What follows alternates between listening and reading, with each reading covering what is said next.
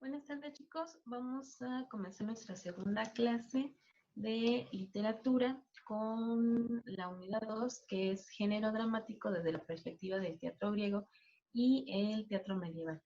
En esta ocasión solamente vamos a revisar lo que es el teatro griego, y entonces les voy a pedir que vayan tomando apuntes porque solo va a ser la tarea de esta ocasión. Bueno, vamos a comenzar con lo que es la composición dramática. Sin embargo, antes de comenzar, quiero especificar o que quede un poco más claro qué es el género dramático. Dice, es el que representa algún episodio o conflicto de la vida de los seres humanos por medio del diálogo de los personajes. Cuando hablamos del género dramático, así en general, se habla de estas representaciones que se hacen a través del diálogo, es decir, obras de teatro. Eso va a ser el género dramático. Así como el género lírico era hablar acerca de la poesía, básicamente con prosa, verso, como fuese, el género dramático se va a enfocar a lo que es el teatro. Entonces ahora sí vamos a empezar a ver sus elementos. Cuando hablamos de la comunicación, que es el ciclo de la comunicación, pues siempre hay un emisor, un mensaje y un receptor, ¿no? En su forma más básica. Cada uno de los géneros también tienen estos elementos comunicativos. Aquí les presento uno que son los elementos y como ven van desde el autor con este mensaje y llegan hasta el espectador. Igual tenemos mi emisor y tengo mi receptor. Va a través de este código, pues van a ser los textos literarios. Eh, Toda esta forma de interpretarlo, pues es parte de ese referente que va a tener el espectador para recibir el mensaje. Aquí no es que regrese como les digo la comunicación la información. Obviamente se espera que en el espectador haya mmm, alguna respuesta, pero no es propia en ese momento, sino básicamente es dar a entender el mensaje de la obra en su totalidad.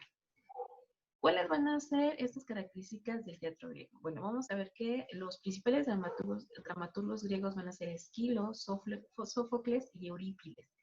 Estos tres griegos van a ser estas primeras obras de arte, de teatro que se hacen allá en Grecia a partir del año 500 a.C.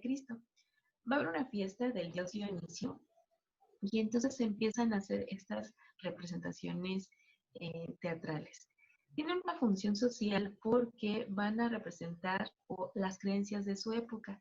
Siempre van a platicar lo que hacían los héroes o lo que hacían los dioses o simplemente situaciones de la vida común que tuvieran alguna enseñanza. Siempre hablaban sobre la moral de la época y sobre estas causas y consecuencias.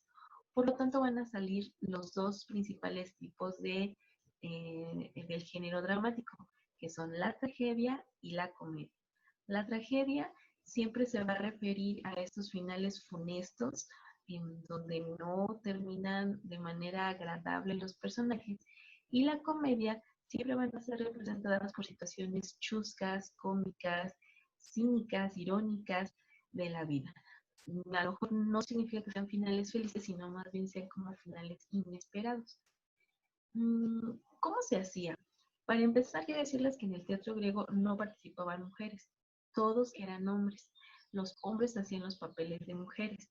Siempre se hacía a través del canto, que eso era muy importante. Tenían coros y de repente tenían un solista. Conforme va evolucionando el teatro, a ese solista le llaman protagónico y al que hacía como esta contraparte le van a llamar el antagónico. Después ya quedan los personajes primarios, secundarios, etcétera. Pero eso ya es con la evolución del arte. ¿Cómo se hacía el teatro en Grecia? Bueno, había un arconte que era como su mecenas, el que les daba dinero para poder ir haciendo todas estas representaciones. Ya lo veremos un poquito más adelante. Tenían unos vestidos, cómo ellos se arreglaban para poder llevar a cabo estas representaciones teatrales. Los edificios.